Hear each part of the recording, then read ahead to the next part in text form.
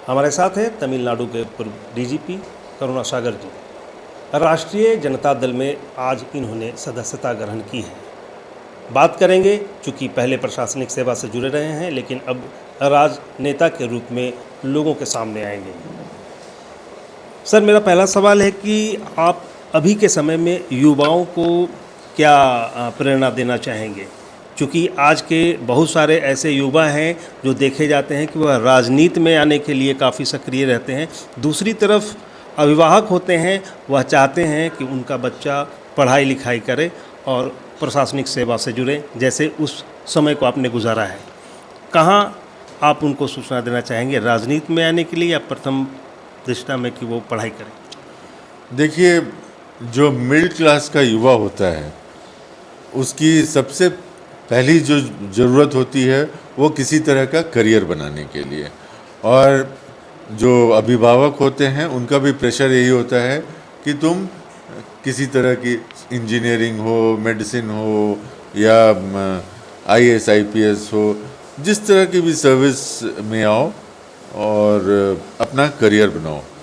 तो उनका first choice राजनीति नहीं होता है, क्योंकि राजनीति एक ऐसा क्षेत्र है जिसमें आपको सफलता कब मिलेगी ये कहना मुश्किल है। ये कोई नौकरी नहीं है कि महीने के अंत में इतना तनख्वाह आपको मिल जाएगा। इसमें आपको चांस लेना पड़ता है। लेकिन अगर आप भारतीय राजनीति को देखते हैं तो इतने सारे जो सफल राजनीतिज्ञ आज भी हैं, उन्होंने बहुत ही साधारण परिवार से उठकर और कोशिश की और बहुत सफल राजनेता हुए। तो मैं ये कहना चाहूँगा युवाओं को कि राजनीति में आना या ना आना वो उनके टेम्परामेंट पे डिपेंड करता है, लेकिन राजनीति के बारे में जानकारी रखना, देश में क्या हो रहा है उसके बारे में जानकारी रखना, समाज में क्या हो रहा है उसके बारे में जानकारी रखना, वो बहुत ज़रूरी है।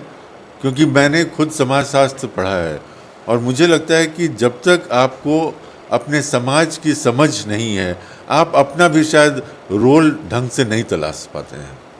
युवा वर्ग में देख रहे हैं कि ज़्यादातर लोग राजनीति से जुड़ना चाहते हैं, लेकिन आपने अपने गुजरे हुए समय में एक प्रशासनिक सेवा से जुड़े हुए काम किए, आईपीएस रहे हैं, डीजीपी भी रहे हैं। वहाँ पर भी समाज सेवा की भावना से भी आपने काम किया होगा जी। राजनीति में आने की इच्छा कब हुई?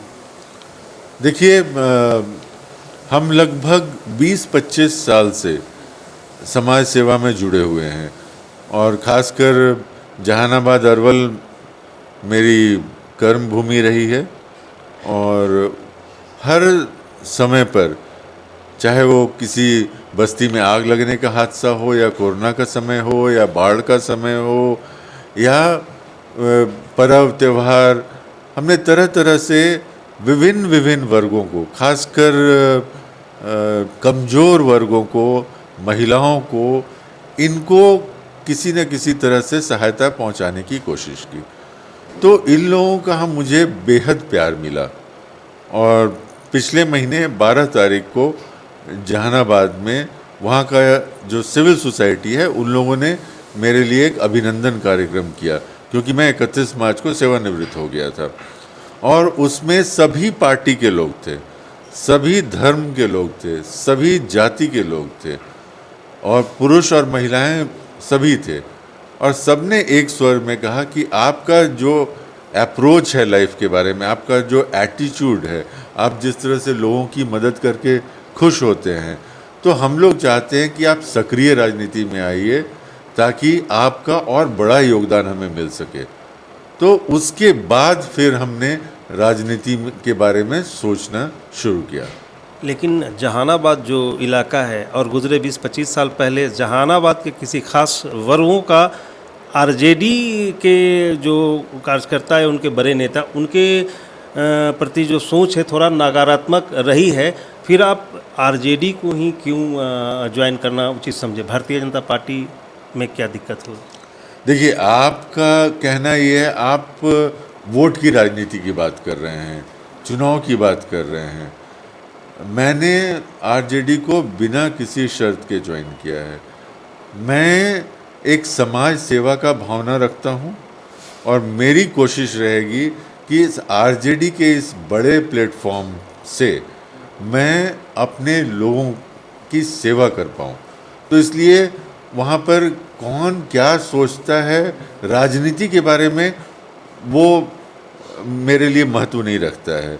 मेरा ये कहना है कि अगर आप पॉजिटिव ढंग से लोगों के पास पहुँचेंगे, लोगों की मदद करेंगे, तो मदद करने वाले का कोई जात पात धर्म जाति पार्टी कोई नहीं देखता है।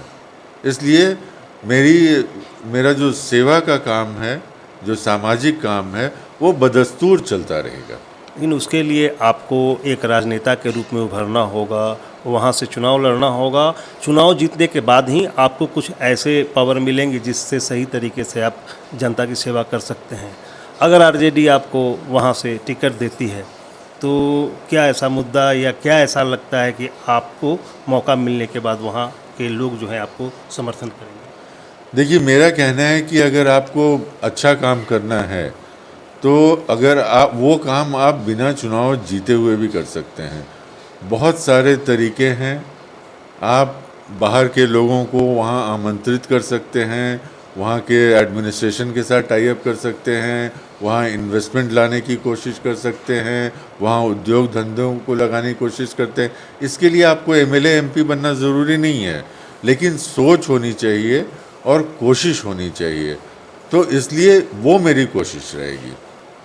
तो साफ तौर पे देख रहे थे कि पूर्व डीजीपी रहे हैं तमिलनाडु के करुण सागर जी, और ये जो हैं आज राष्ट्रीय जनता दल का दामन थामा है। तेजस्वी यादव उप मुख्यमंत्री बिहार, इनको राष्ट्रीय जनता दल का जो अपना प्रतीक हरा गमछा है वह दे करके इनका स्वागत किया है। अब देखना होगा करुण सागर जी का राजनीतिक आने वाले समय में जो फ्यूचर है वह कैसा रहता है। इनके इलाकों से इनके समर्थकों को इनको ज़्यादा समर्थन मिलता है या पहले से जो विपक्ष के वहाँ पर राजनेता हैं इनको किस तरह से आगे ना निकलने दे, क्या क्या राजनीतिक जो खेल होता है और उसमें यह जीत कर कैसे आगे बढ़ते हैं, यह तो आने वाला वक्त बताएगा। पटना से पंजाब केसरी टीवी के लिए संजीव की रिपोर्ट। हमसे जुड़े रहने के लिए हमारे YouTube चैनल को सब्सक्राइब करें और नई वीडियो की नोटिफिकेशन के लिए बेल आइकॉन को दबाएं।